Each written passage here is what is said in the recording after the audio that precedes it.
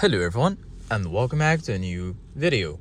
In this video, I'm gonna show you guys how you can turn on eco mode on your Toyota Corolla. So if you guys want to learn how to do it, just follow the steps that I'm gonna show you.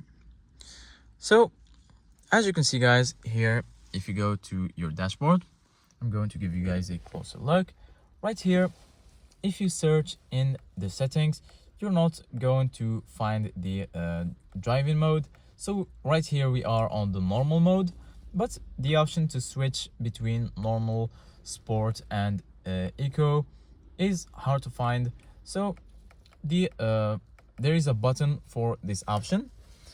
So basically guys, this button, you're gonna find it just right here. As you can see guys, here you're going to find driving mode.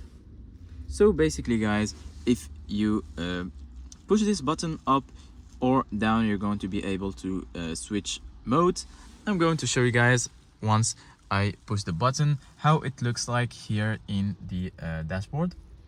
So here, as you can see guys, you're gonna find sport, normal and eco. Eco has the green color, normal is blue and sport is red. So this is it guys for today's video. Thank you guys for watching and see you guys in the next video.